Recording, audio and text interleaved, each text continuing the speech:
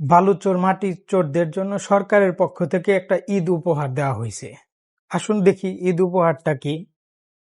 20 মে 2026 ভূমি মন্ত্রণালয়ে থেকে একটা প্রজ্ঞাপন জারি করা হয়েছে, যেখানে বলা হয়েছে যে ব্যক্তিগতভাবে খাল খনন করা যাবে।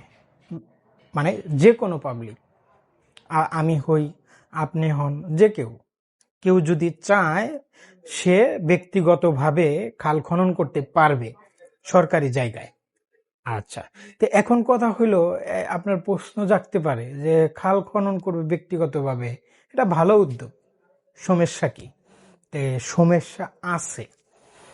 সমস্যা কোথায়? বলা আছে যে ব্যক্তিগতভাবে যে খাল খনন করবে, সেই খাল খনন করতে গেলে যে বালু এবং মাটি আসবে, পাওয়া যাবে, সেইটা বিক্রি করা যাবে।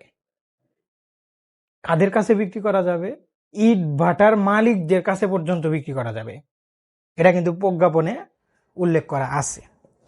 তে এখন কথা হইলো, এটা বলা হয়েছে যে যে কেউ উদ্যোগ নিতে পারবে। তাই কি আপনি যদি আওয়ামী লীগ করেন, আপনি কি ইউনো অফিসে এই আবেদন করে এই অনুমতি কি পাইবেন? তা কিন্তু পাইবেন না। পাইব কারা? যারা বিএমপি করে তারা, মানে সরকারের যারা লোক, তারাই কিন্তু পাবে।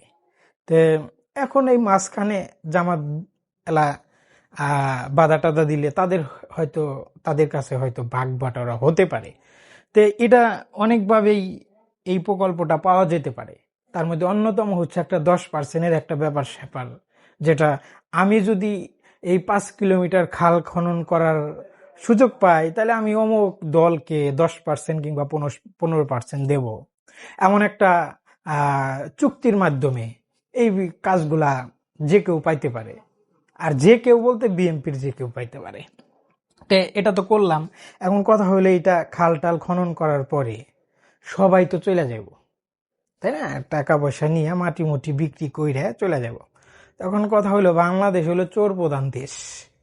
তো এই দেশে ব্যক্তিগতভাবে কোনো ব্যক্তিকে যদি খাল খনন করার উদ্যোগ দেওয়া হয়, সুযোগ দেওয়া হয়, আপনার কি মনে হয় সে নিয়ম নীতি মেনে খাল খনন করবে? এমন একটা পরিস্থিতি তৈরি করবে সে, যে খাল খনন করে বঙ্গোপসাগর বানায় ফেলাইছে। তার পার্শ্ব প্রতিক্রিয়া কি হবে? আশেপাশের যত কৃষি জমি আছে সেটা ভাঙ্গা যাইব, রাস্তাঘাট থাকলে ভাঙবে, দইসা পড়বো, বসত বাড়ি থাকলে দইসা পড়বো। তো এর প্রতিকার কে দেবে? এর প্রতিকার কি এই বাংলাদেশে হবে?